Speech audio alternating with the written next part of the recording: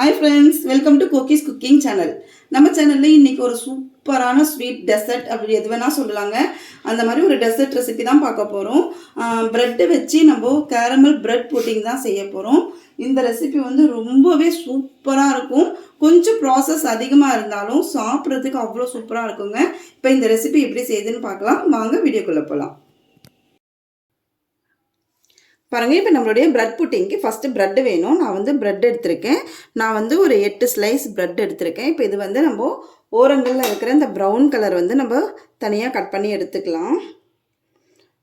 அது brown colour நம்ம சேர்க்கும் போது நம்ம அந்த கலரோடைய ஸ்ட்ரக்சர் மாறிடும். நம்மளுக்கு ஒயிட் கலராக தான் இருந்தால் தான் நல்லாயிருக்கும் ப்ரெட் புட்டிங் செய்யறதுக்கு.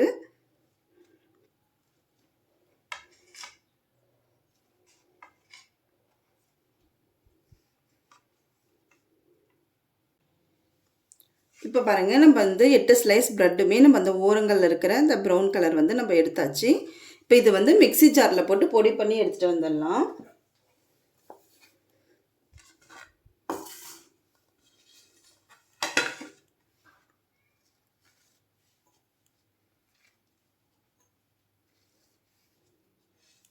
இப்போ இது எல்லாமே பொடி பண்ணிவிட்டு எடுத்துகிட்டு வந்துட்டு எப்படி இருக்குன்னு பார்க்கலாம். இப்போ பாருங்கள், நம்ம ப்ரெட் ஸ்லைஸ் வந்து நல்லா மிக்சி ஜாரில் வந்து அரைச்சி எடுத்துகிட்டு வந்தாச்சு. இந்த அளவுக்கு நல்லா பொடியாக அரைச்சிட்டு வந்துடுங்க.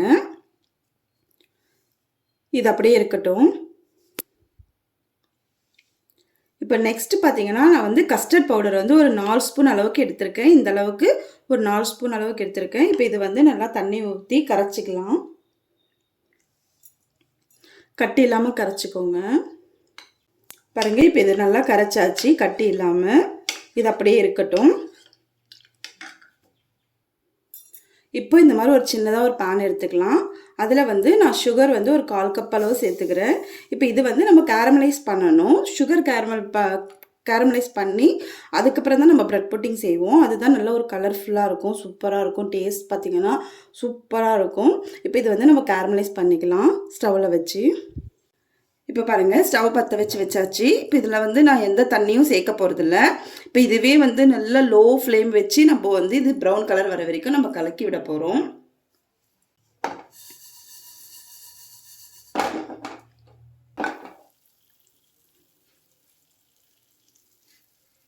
இப்போ பாருங்கள், கொஞ்சம் அப்படியே சர்க்கரை வந்து நல்லா மெல்ட் ஆகி வருது. இப்போ லைட் எல்லோ வந்திருக்கு. இதுக்கப்புறம் வந்து நமக்கு வந்து நல்ல ஒரு ப்ரௌன் கலர் வரணும்.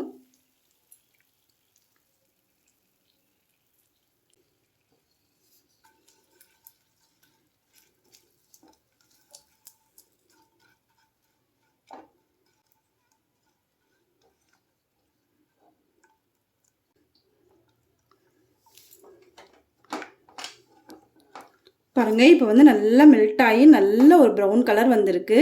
நான் வந்து இதோட நான் ஆஃப் பண்ணிட போகிறேன். இதுக்கு மேலே வந்து கலர் மாறிச்சுன்னா நமக்கு வந்து லைட்டாக கருகுன வாசனை வந்துடும். அதனால் வந்து நான் இதோட ஆஃப் பண்ணிக்கிறேன். செம்மையாக இருக்குது இப்போ கலர் வந்து. இப்போ இது வந்து இப்போ வேறு ஒரு பவுலில் வந்து மாற்றிக்கலாம். இப்போ பார்த்தீங்கன்னா, நான் வந்து இந்த மாதிரி ஒரு ட்ரே எடுத்திருக்கேன். இந்த மாதிரி ஒரு பேன் எடுத்துக்கின்னு நம்ம வந்து சுகர் கேரமலைஸ் ஆனதை வந்து நம்ம இதில் வந்து நம்ம மாற்றிக்க போகிறோம். இது வந்து மறுபடியும் சட்டுன்னு செட் ஆகிடும். அதுக்குள்ளே நம்ம மாற்றிடணும் இதை.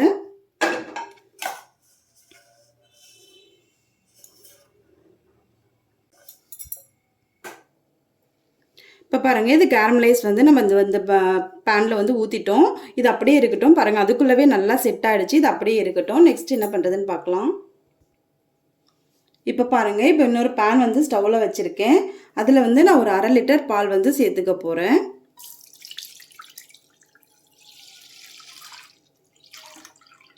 இப்போ பாருங்கள், இந்த பால் கூடவே நான் வந்து தேவையான அளவு சுகர் ஆட் பண்ணுறேன். ஒரு 1/2 கப் சுகர் வந்து ஆட் பண்ணிக்கலாம். இது நல்லா கலந்து விட்டுடலாம்.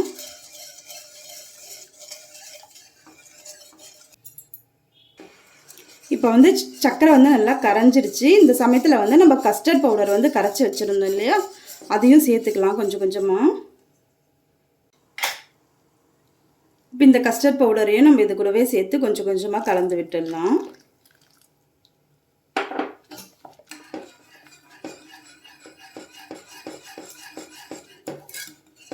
கஸ்டர்ட் பவுடர் சேர்த்ததுமே நமக்கு நல்லா பால் வந்து நல்லா திக்னஸ் வந்துடும்.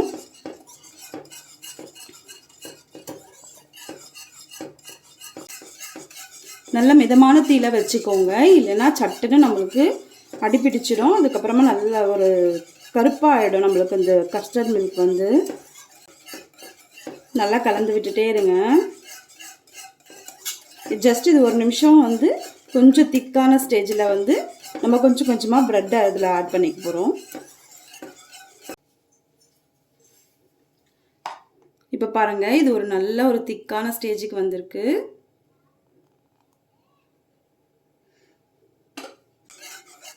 இந்த சமயத்தில் கொஞ்சம் கொஞ்சமாக நம்ம ப்ரெட் ஆட் பண்ணிக்கலாம். நிறைய எடுத்ததுமே நிறைய போட வேண்டாம், கொஞ்சம் கொஞ்சமாக ஆட் பண்ணிக்கலாம்.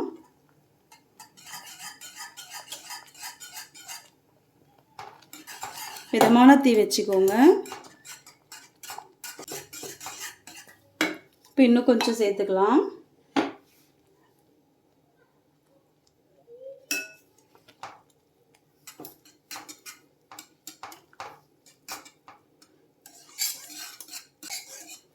இந்த கேரமல் பிரெட் புட்டிங் வந்து அவ்வளோ டேஸ்ட்டாக இருக்குங்க. ப்ராசஸிங் தான் கொஞ்சம் எக்ஸ்ட்ரா, ஒரு 3 ஸ்டெப் பை ஸ்டெப்பாக நம்ம செய்யணும். இது இப்போ இன்னும் கொஞ்சம் சேர்த்துக்கலாம்.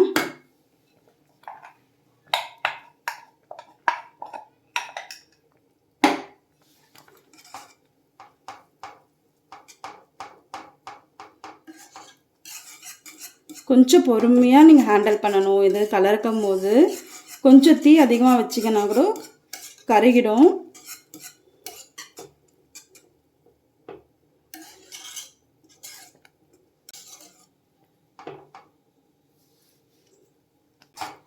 பாருங்கள், இப்போ இது வந்து நல்லா ஒரு திக்னஸ் வந்துருச்சு. நல்லா இந்த அளவுக்கு இருக்குது. இப்போ நல்லா பபிள்ஸ் வர ஆரம்பிச்சிருச்சு, நல்லா வெந்துருச்சு. இந்த சமயத்தில் வந்து நம்ம கேரமலைஸ் பண்ணி வச்சுருந்த பேனில் வந்து இப்போ இதை மாற்றிக்கலாம். இப்போ பாருங்கள், இப்போ வந்து நான் வந்து கேரமலைஸ் பண்ண பேனில் வந்து இதை நல்லா மாற்றிட்டேன். இப்போ இது வந்து நல்லா வந்து தட்டி விட்டுடலாம். இது நல்லா செட் ஆகட்டும். இப்போ வந்து இது நல்லா வேக வைக்க போகிறோம். இப்போ பாருங்கள், இந்த மாதிரி ஒரு அலுமினியம் ஃபாயில் பேப்பர் வச்சு நம்ம வந்து நல்லா ஒரு கவர் பண்ணி விட்டுருந்தாங்க.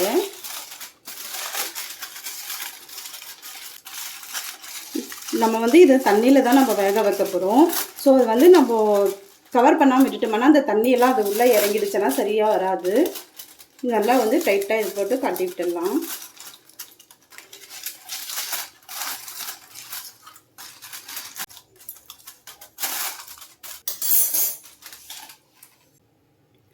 இப்போ பாருங்கள், இப்போ வந்து நல்லா தண்ணி நான் வந்து ஒரு பேன் வச்சு அதில் தண்ணி வச்சுருக்கேன்.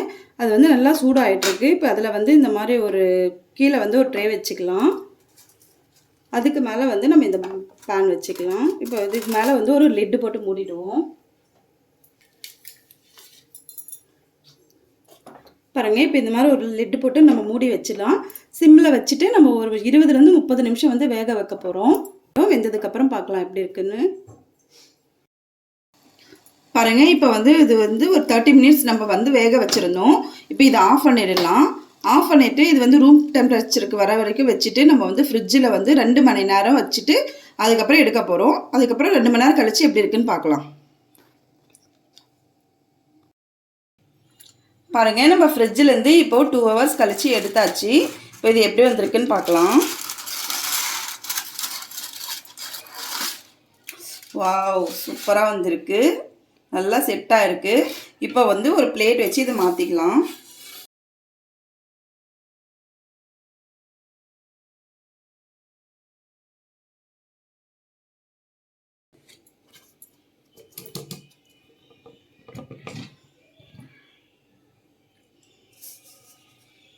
வாவ், சூப்பராக வந்திருக்குங்க. பாருங்கள், நம்மளுடைய பிரெட் புட்டிங் வந்து சூப்பராக வந்திருக்கு. இப்போ இதை வந்து கட் பண்ணி எடுக்கலாம்.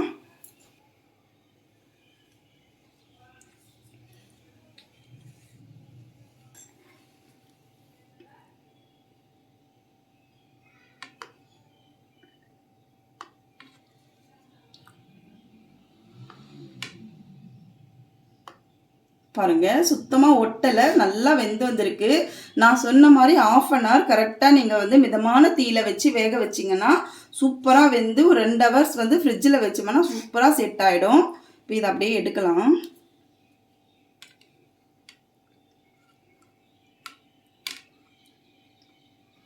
பாருங்கள் சூப்பராக இருக்குது. இது வேறு பிளேட்டில் மாற்றிடலாம் இருங்க.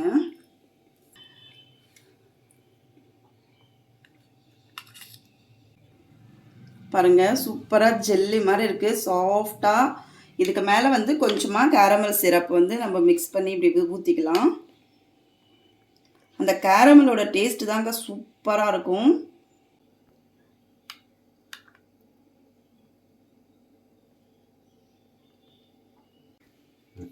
அவ்வளோதாங்க, நம்மளுடைய சூப்பரான கேரமல் பிரெட் புட்டிங் சூப்பராக ரெடி ஆகிடுச்சு. இந்த ரெசிபியை நீங்கள் கண்டிப்பாக ட்ரை பண்ணி பாருங்கள்.